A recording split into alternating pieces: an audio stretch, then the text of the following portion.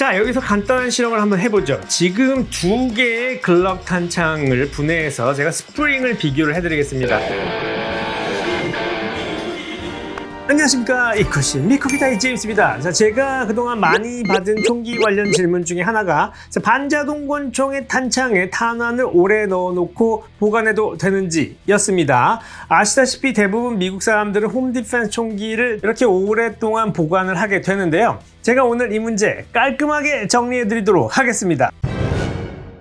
자, 최초의 권총용 분리형 탄창은 1893년 독일에서 나왔습니다. 보르하르트 C93라는 총기였는데요. 굉장히 신기하게 생긴 물건이었죠.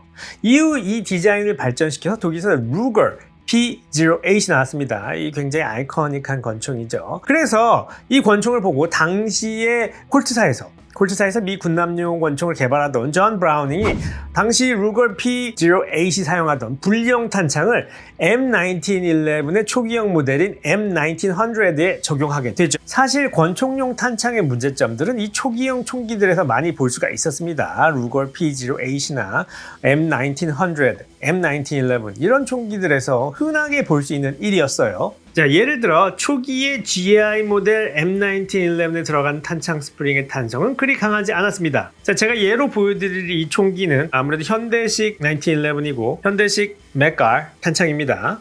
이것은 탄성이 굉장히 장력이 좋은 그런 스프링을 가지고 있지요. 옛날 것과 다릅니다. 하지만 제가 예로만 들도록 하겠습니다. 자, 구형 1911이라고 생각을 해주시기 바랍니다. 자, 구형 1911의 스프링의 탄성이 강하지 않았던 첫 번째 이유는 싱글 스택!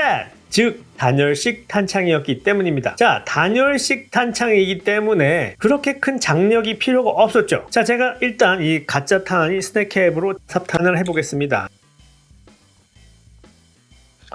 굉장히 간단합니다. 별로 힘이 들지 않습니다. 제가 손으로 밀어서 탄을 장전하는데 아무 문제가 없습니다. 끝났죠?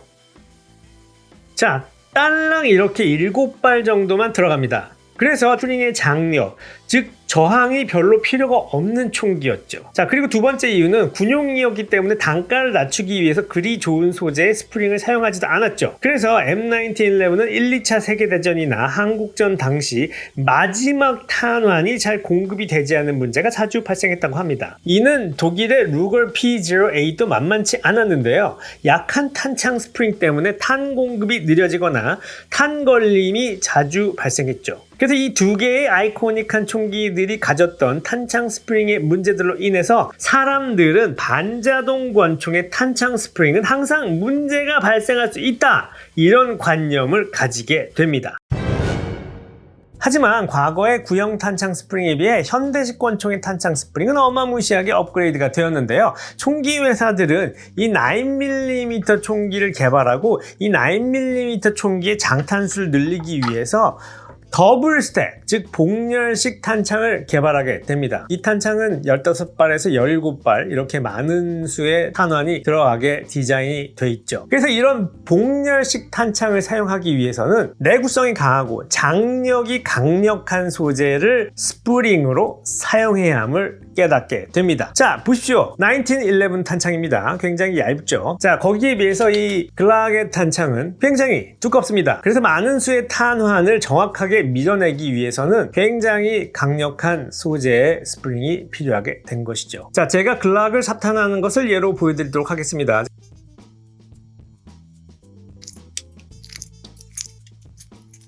점점 이 어떤 그 저항을 느끼게 됩니다. 자, 지금 9발 정도 장전을 했습니다. 이제 점점 삽탄이 손으로 하기 힘들어지죠. 자, 이때 등장하는 것이 바로 이 스피드 로더죠. 지금 저항이 심해서 삽탄을 마무리하기 힘드니까 제가 스피드 로더로 마무리를 하도록 하겠습니다.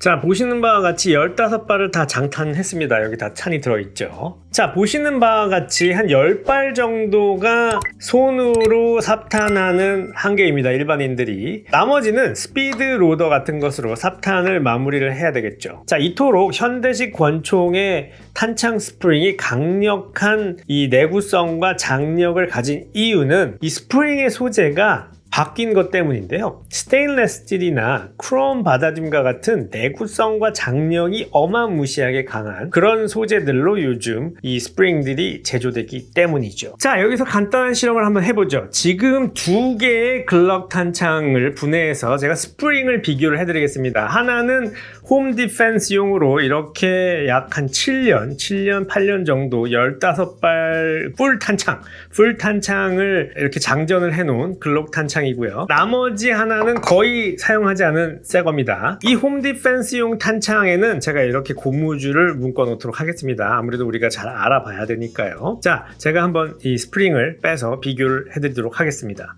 자, 실탄이 들어있으니까 일단 탄을 빠르게 제거를 하도록 하죠. 자, 보시다시피 15발이 들어 있습니다.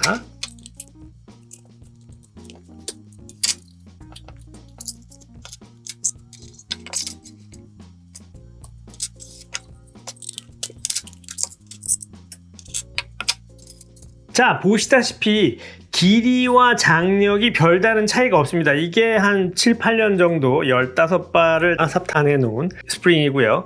이것은 거의 사용하지 않은 새 탄창입니다. 자, 보시다시피 길이와 장력에 별다른 차이가 없습니다. 뭐 줄어들었다거나 늘어났다거나 이런 차이가 없습니다. 자, 여기서 우리가 알 수 있는 것은 현대식 총기 탄창의 스프링은 탄을 오래 장전해 둔다고 노후가 되거나 장력이 줄지 않는다는 것을 알 수가 있습니다. 자, 그렇다면 왜 탄창 스프링이 노후화되고 망가지는 것일까요? 놀랍게도 탄창 스프링을 노화시키는 주범은 바로 사격입니다. 총기를 사격하게 되면 우리는 탄창에 삽탄을 하게 되죠. 그리고 발사를 하게 됩니다. 그러면 탄창에 있던 탄화는 탄창으로부터 제거되게 되죠. 이렇게 총기의 사이클이 반복되면서 탄창 스프링은 늘었다 줄어들었다를 반복하게 됩니다. 그러다 보면 장력이 줄어들고 스프링의 노후화가 진행되게 되는 것이죠. 그래서 가장 좋지 않은 케이스가 사격장에서 자주 사용하는 탄창을 유지 보수 없이 홈 디펜스용으로 그대로 사용하는 것이죠. 이런 경우 탄창 스프링이 탄을 제대로 밀어주지 못하기 때문에 사격 시에 기능 불량이 걸리게 되는 것입니다. 그렇다고 너무 걱정하지 마십시오. 이 글럭 탄창의 스프링을 기계로 테스트한 결과 총 14,842회의 총기 사격 사이클을 견뎌내었습니다. 이는 총 25만 2,314발의 탄환을 발사한 것과 같은 얘기죠. 그러니까 너무 걱정은 하지 마시고 가끔 홈 디펜스 총기를 유지보수 하실 때 손가락으로 이렇게 눌러보시고 이 탄창의 탄성을 한번 체크해 보시는 것을 권해드립니다. 자, 홈 디펜스 총기라고 탄을 오랜 기간 동안 장탄을 해놓고 위험하다고 이렇게 내버려 두거나 방치하게 되면 실질적으로 총기를 사용해야 할 때 불량탄에 의한 기능 불량을 겪을 가능성이 높습니다. 자, 대부분 미국 사람들은 홈 디펜스 총기를 침실이나 머리맡에 두기 때문에 보관 조건이 그렇게 열악할 가능성은 거의 없습니다. 하지만 탄환의 발사에 지대한 영향을 끼치는 이 프라이머는 스판기유나 직사광선에 의해서 부식되거나 망가지게 될 가능성이 있습니다. 그래서 홈 디펜스용 권총의 보관은 이런 건세이프가 좋습니다. 그리고 이런 이제 디모이스처라이저 이런 걸 하나 이렇게 던져 두시면 제습용품이죠. 습기를 방지하는데 매우 좋습니다. 그래서 장기간 홈 디펜스 총기를 보관하는데 매우 좋죠. 그리고 최소 1년에 한 번씩은 탄환을 점검하시거나 교체하시는 게 좋습니다. 특히 매우 습하거나 추운 지역에 거주하시는 분들은 6개월에 한 번씩은 이렇게 교체를 해주시는 거, 그런 것을 권해드립니다.